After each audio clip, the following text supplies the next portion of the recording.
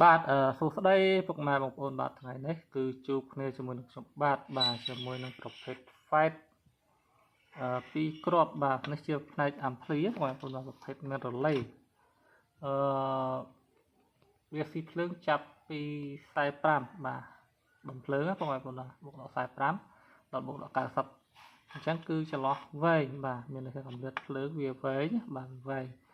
អាចងាយស្រួលនៅក្នុងការរកដុំភ្លើងសម្រាប់ពុកម៉ែបងប្អូនបាទអញ្ចឹងហើយពុកម៉ែបងប្អូនគឺយកទៅប្រើគឺខ្លាំងអានេះកម្លាំងបងប្អូនបាត់ហើយពុកម៉ែបងប្អូនធ្លាប់ប្រើ Fight គឺដឹងហើយបាទដឹងហើយកម្លាំងវាខ្លាំងបាទពុកម៉ែបងប្អូនយកទៅដាក់ដង្ហើមវា speed លឿនតិចមកបាទប្រើបានយូរបាទបើមិនយើងប្រើដង្ហើមទេវាក្តៅបងប្អូន Fight វាក្តៅដល់សារវាធ្វើការខ្លាំងបាទហើយនេះ Fight 2គ្រាប់នេះពុកម៉ែបងប្អូនបាទខ្ញុំឃើញ2គ្រាប់អញ្ចឹងបាទ5ទឹកមួយគ្រាប់វាយបឹងបាទហើយបឹងសម្រាប់ពុកម៉ែបងប្អូនដែលមានអំពីចាស់នៅហើយមានដុំភ្លើងនៅមើលទៅថាវាអាចប្រើបានដុំភ្លើងគឺអាចចូលអានេះបានបាទដុំភ្លើងលបាក់ប្រហែលជាត្រឹម2គីឡូ2គីឡូជាងអីប្រើបានហើយបាទតែយើងត្រូវការសរិស្រាំតិចតួច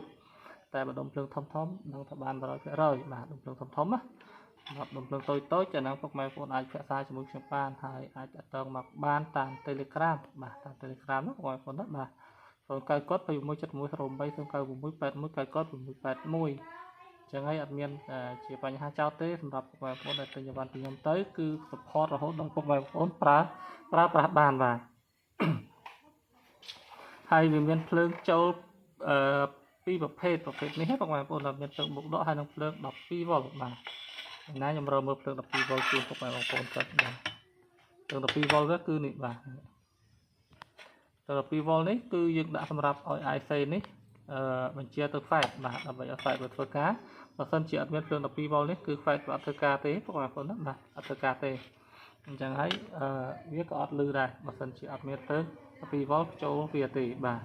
អញ្ចឹងសម្រាប់ពុកម៉ែបងប្អូនដែលមានចំណាប់អារម្មណ៍គឺអាចទៅមកបានបាទវាថាដុំភ្លើងនេះគឺតម្លៃសមរម្យណាស់បាទតាក់ទងមកតាម YouTube គឺតម្លៃសមរម្យបាទតាមលេខទូរស័ព្ទហ្នឹងមកបាទតែមួយចាស់ខ្ញុំដែរទេបាទតែថ្ងៃហ្នឹងនឹកចង់ប្រើ Ampli អីចាក់ស្រាប់បាទហើយអានេះបើនិយាយពីកម្លាំងស្មើត្រង់ស្ទ័របាទស្មើត្រង់ស្ទ័រ10គូបាទប្រហែលនឹងត្រង់ស្ទ័រ10គូអញ្ចឹងគឺ